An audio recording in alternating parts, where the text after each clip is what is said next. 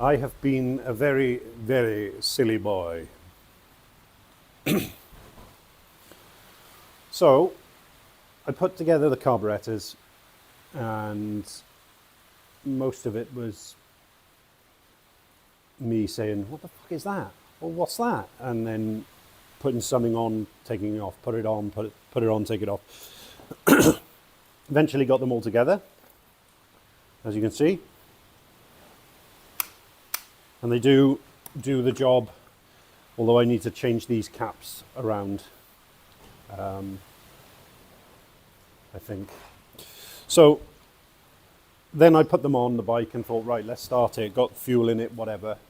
That was another saga, but I did get fuel in it.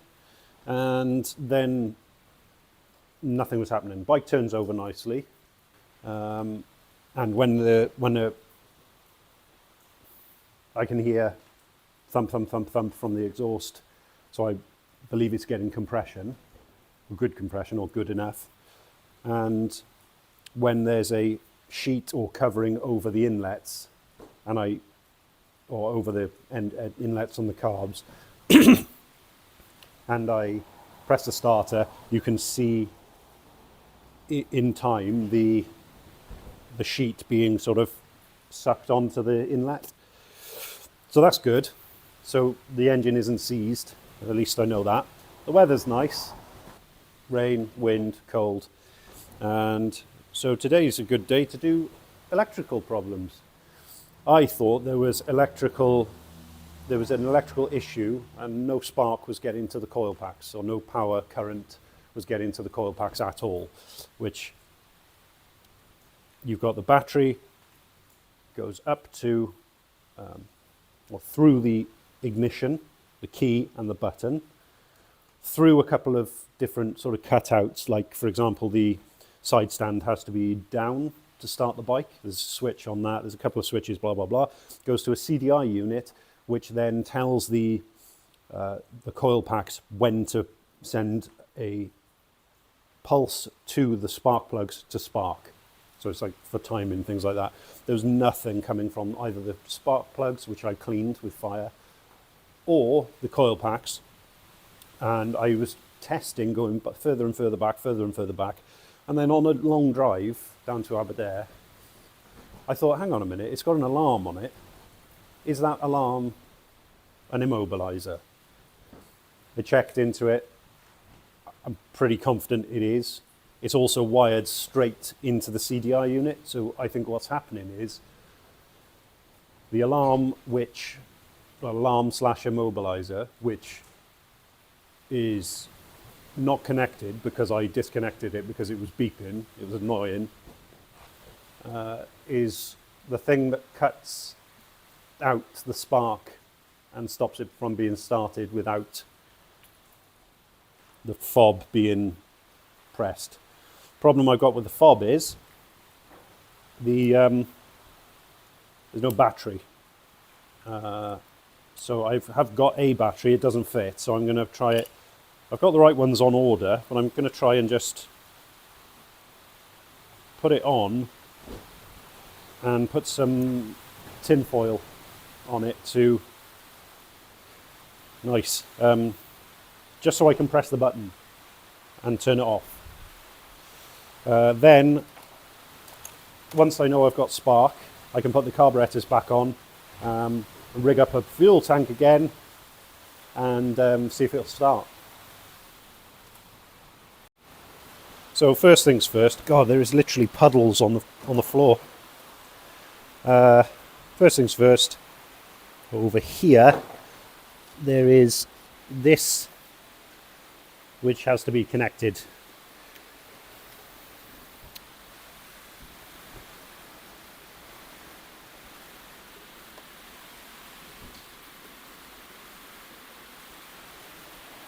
And when it is connected,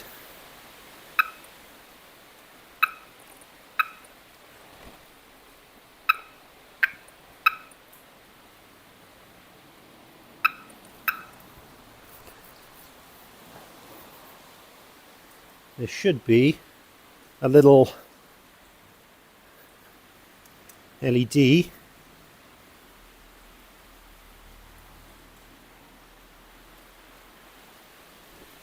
which there is,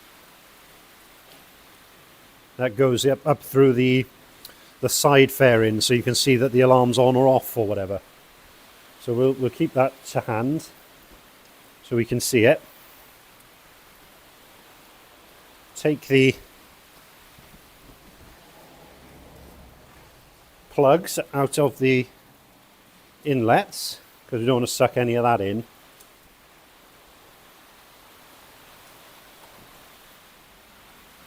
And try to put the battery in the fob and see if I can work it and turn this off. You see, it's wired straight into this, and this with fuses and everything. All this tells the coil packs there and there to fire the engine, essentially. Whoa, whoa. So I think first thing to do is to take one of the spark plugs out to see if that's made any difference reconnecting the immobilizer, and then if it hasn't, then we can safely assume it needs to be key fobbed, and then we'll go from there. So first things first, we need to get a spark plug out of there. Now I have the tool for this. I have bought a tool, a new tool, not just the one holding them.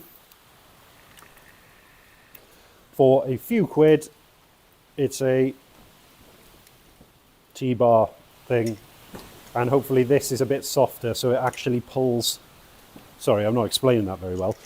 I'm hoping the rubber inside, which actually grabs the spark plug, is softer so it actually grabs it and I don't have to use sort of pliers and stuff to pick it up, because it's not ideal.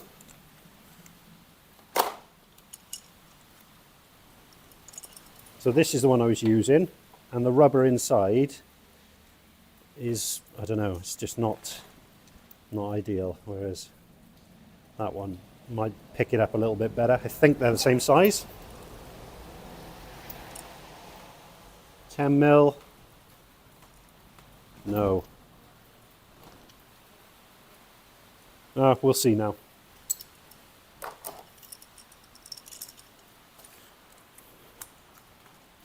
Pull this out. There's one of the boots. Comes from the... I hope you can see this. It's really difficult to get the camera to... I'll just leave it there for now. Oh, give it a push. Keep turning, keep turning. I want to be confident that it is out. Oh, look at that. Yes! And you can see the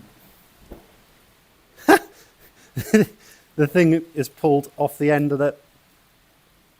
That's supposed to be in here. In here. Oh well, as long as it works, I don't care. Right, so that's that bit. Now, put this back in here until it goes click. There we are. Now when I start the bike, if I put it on a part of the bike where there's bare metal, it should spark, and that's what hasn't been happening. Okay, so there's no fuel or anything going on at all. Let's put the bike into run.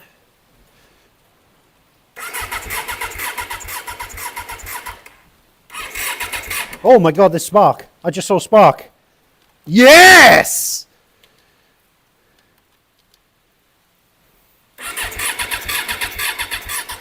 Fuck, I hope you can see that.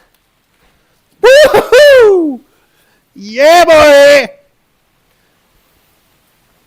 I don't know if it'll do it. If I just hold this.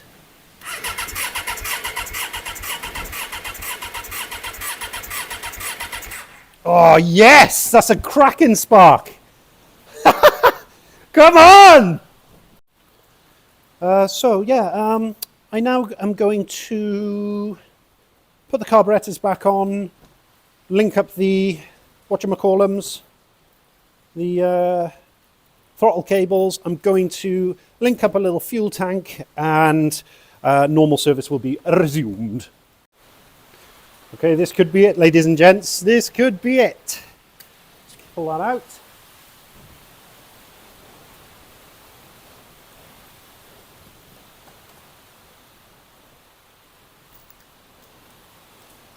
We're going to use this one because I don't think the I don't want the, oh shit, I don't know what I'm trying to say, I'm too excited. I don't want that little rubber grommet thing to stick on there and just cause another problem, so get that off. Oh, I can't believe I saw spark then. I am extremely excited. Let's get this put back in. The carbs aren't quite ready to go back on permanently, but for this they will be fine. Let's just get this in nicely. Not nastily, nicely. Okay, there we go. That's that. Put his little boot on. Put your little boot on. There we go. Put your little boot on.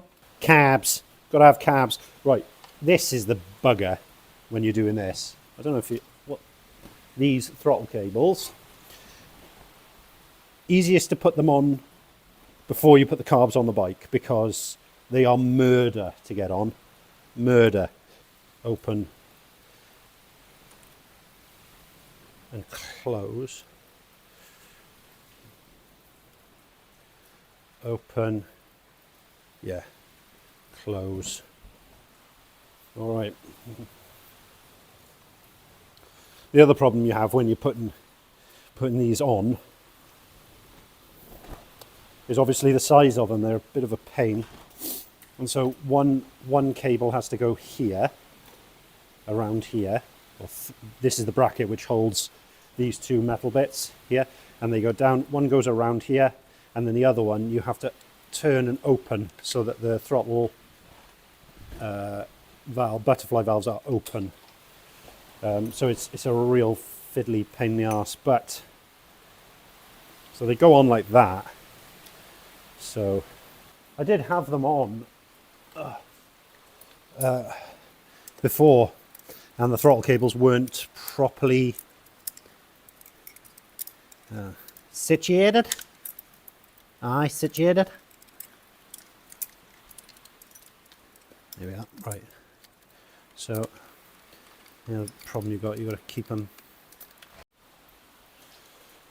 So I mean, yes, there's spark, but that doesn't necessarily mean that it's going to work. But I mean, it's definitely a step closer. It has to be, doesn't it? It has to be. Now, bearing in mind, I don't know what the fuck I'm doing, so.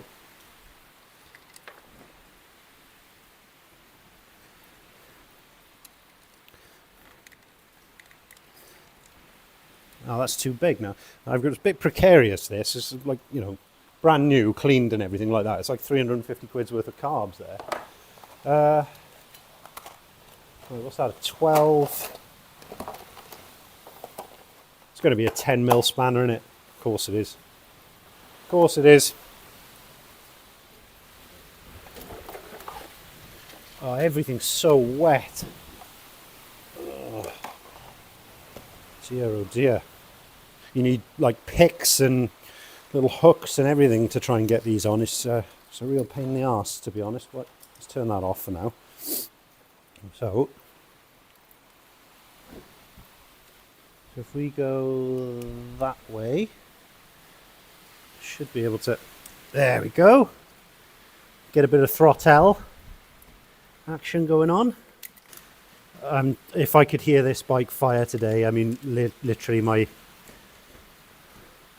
life would just be better immediately. There's a lot going on at the moment, and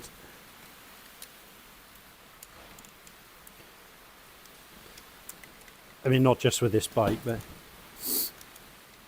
this is, I don't know, it's been a long time coming. The bike itself has been a long time coming. There we are, right. And since I've had the bike,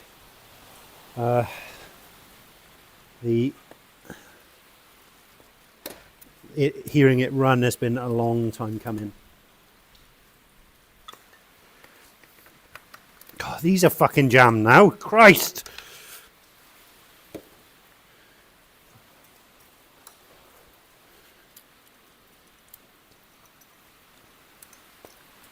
This is so fucking awkward. It's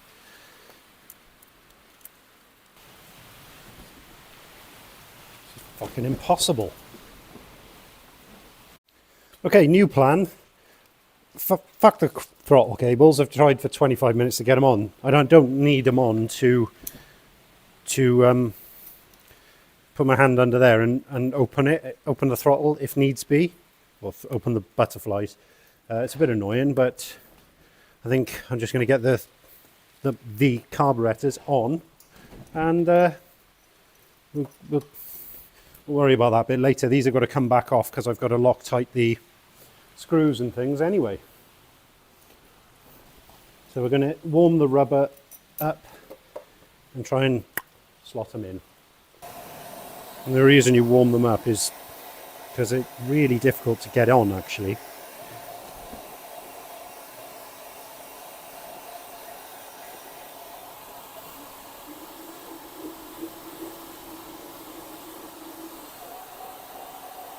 I did actually put a tiny bit of grease on them before. People will probably tell me not to do that, but to be honest, if it's a decision or a choice between having them on or not having them on, I'll have them on, thank you. A guy on the forum said the best thing in terms of the carburetors is valves or throttle fully closed and choke fully open to start. So I can do that all with my hand. Got to be a bit careful because this heat gun is ridiculous. Really hot.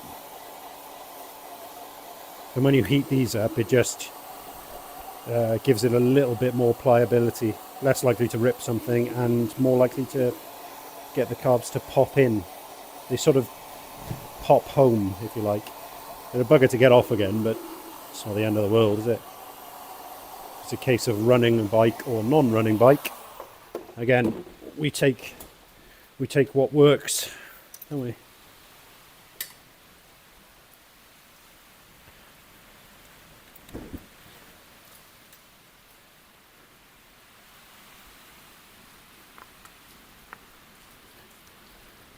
There we are, they're on. Right.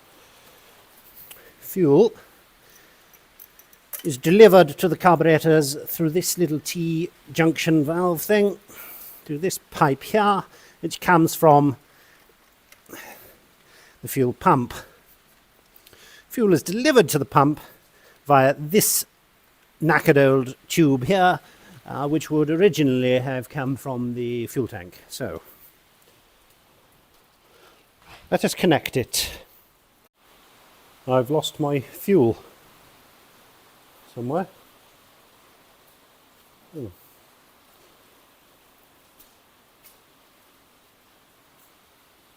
Oh dear, oh dear. Very special fuel too. I asked my dad to get me some fuel and he got like the super high premium, you know, good octane stuff. Some of it's got two-stroke oil in. No, I'm pretty sure it is this. Not ideal to be saying, oh, it probably is. But then I can't see fuel anywhere else. This fuel last time, because I put like a silicone on the bottle cap, that'll be enough, which ate through all of the silicone, it melted it. So I'm hoping that this stuff, which isn't silicone, it's something else, won't. Just put the fuel somewhere semi-safe. None of this is safe, is it? I don't feel safe. But, you know, again, do I want to hear the bike running? Yes, more than anything. So I'd rather take a little risk. I'm going to put the camera somewhere else, because this could genuinely be it.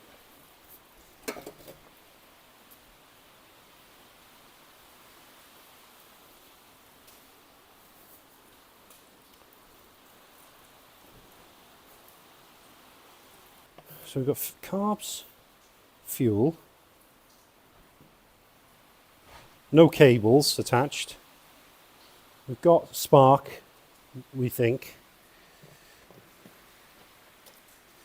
It's just, oh, you prick. It's just broken. Might not have broken on the inside though. Oh yeah, it definitely has. Oh, motherfucker. Okay.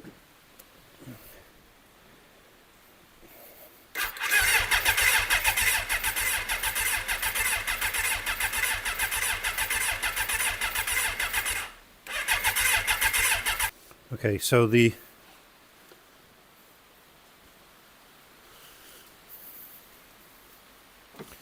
just leave that there.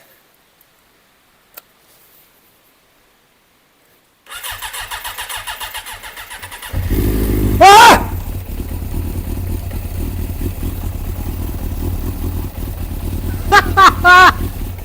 Yes! Oh, it's loud.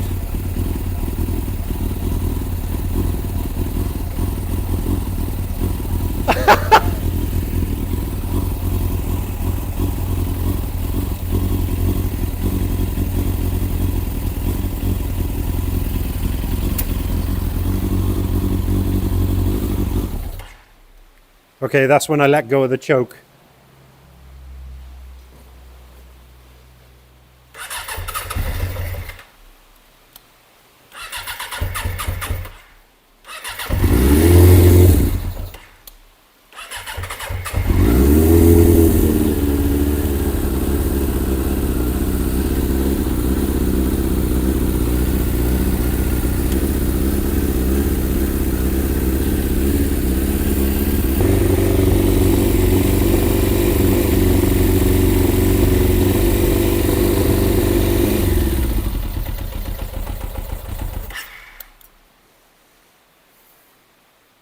Okay. Okay. Oh, I know what that'll be. Let's turn, oh shit. Let's turn this a little bit.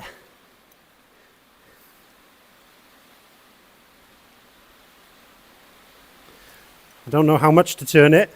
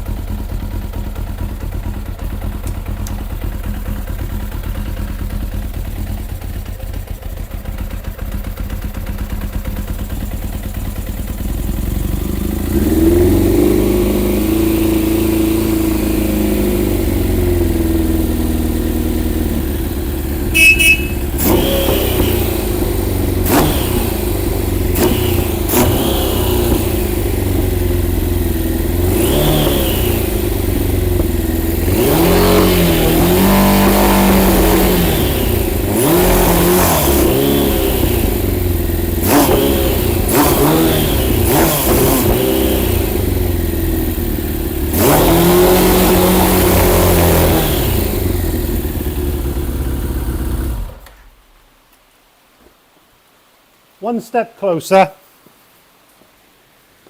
One step closer.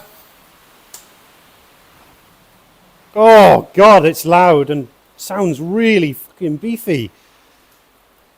There's a lot of tinkering to be done. there's a lot of stuff that needs to happen to this bike, I think, in terms of like balancing the carbs and doing all this. But should we give it another go? Oh dear. Once more.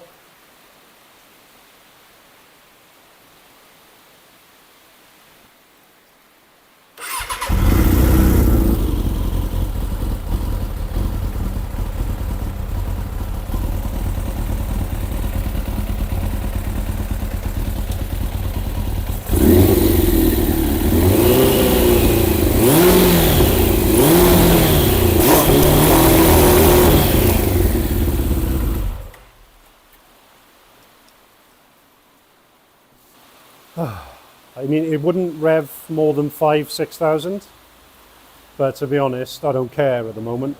I do not care. That has been a long time coming, and it's cold. I'm fucking freezing, dirty, and it'll be something simple. But the bike ran. The bike ran. I've noticed it's really low on oil. Well, not low, but I mean in the sight glass, it's lower than I would want it to be. So I'm going to top it up with a bit of oil. Oh, mega happy.